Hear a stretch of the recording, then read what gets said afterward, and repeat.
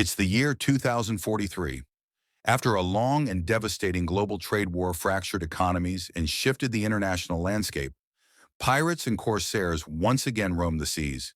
With petrol and the chemicals needed to build rechargeable batteries in short supply, people relied on sails to propel boats and makeshift cars built from the remnants of old machines.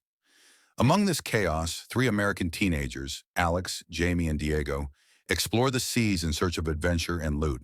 But after their makeshift boat had been destroyed and Alex had been taken by the hostile pirate nation, he was just rescued by a trio of experienced pirates who now headed with him back to Quacata, where his friends at Rafik's mechanic shop found themselves with what appears to be a dormant bomb.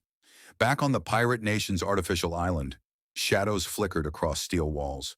The pirate nation leader stood tall, silver-haired, and stone-eyed. He turned to his right-hand man, a burly, scar-faced agent named Kael.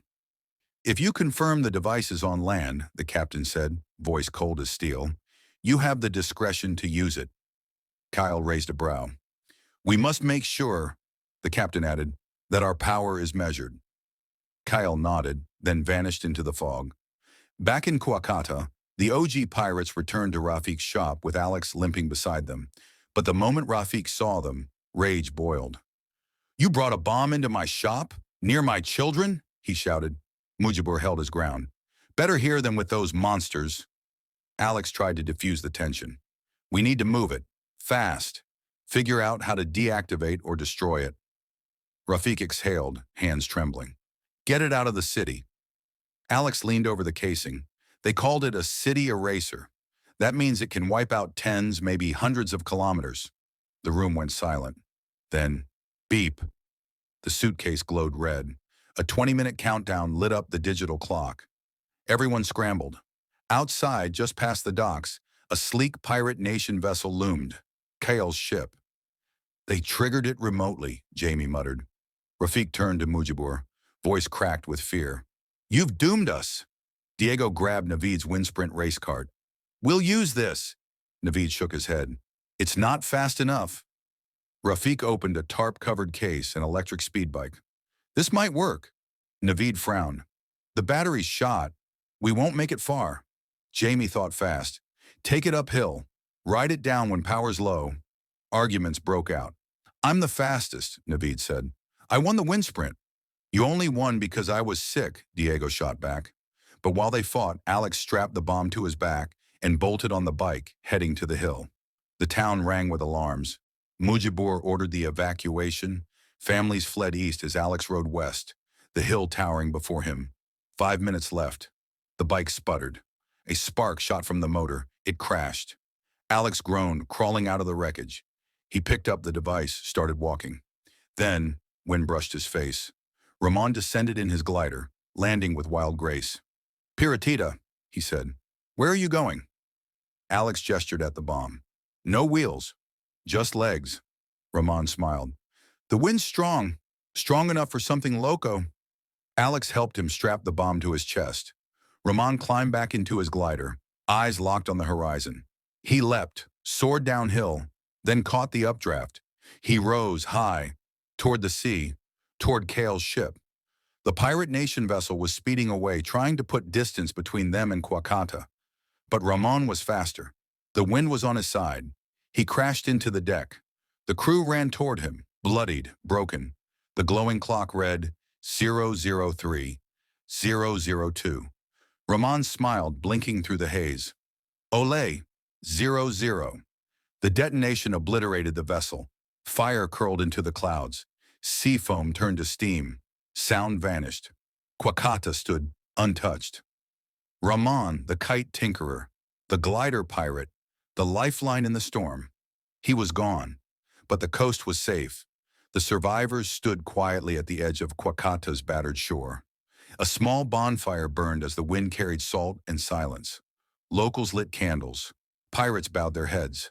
The teenagers sat solemn, shadows from the flame stretching across their faces. They had come to remember Raman. Isha placed a folded glider wing near the fire. "He never stopped tinkering," she said softly. "Called himself Sky Trash. But he liked when you called us OGs." Diego cracked a faint smile. "He asked me once what OG meant. I told him it stands for old geezers. That earned a quiet chuckle from the group, bittersweet and brief. Soon after, the local council approached, their voices respectful, firm. The situation with the pirate nation has made our coast a target, one elder said. Until the conflict ends, we ask the pirates to leave Kuakata. Mujibur nodded. We understand. They departed under a clouded moon. No speeches, just wind, wood, and water. On the OG's ship, the rhythm of sailing gave way to quiet reflection. Mujibur turned to Jaime. Back there, you spoke of your homeland. What happened? Jaime looked out at the ocean. For a long time, he didn't say anything. Then finally, we've been paying for mistakes that were made before we were born. He spoke slowly, words pulled from old wounds. My father trusted men who didn't deserve it, leaders who collapsed the economy, made the poor suffer. When the president rewrote the Constitution to stay in power until the country was fixed, he still defended him. Jaime's voice cracked but kept going. Even when the president's health declined and he handed control to his son, and then they announced the return of democracy, but it was only a ruse. The opposition had just been arrested. No one left to vote for, only them. His eyes darkened. My father freaked out. He saw it all clearly. Too late. The reforms had gutted the country. They targeted neighbors for the color of their skin, for being born somewhere else. They justified caging families. They alienated old allies. Jaime's fist clenched. He justified all of it because he thought it was necessary to fix the country, to protect the good people. But that leader never planned to give power back. Not then, not even after his death. His children held on like it was theirs by blood. He swallowed hard.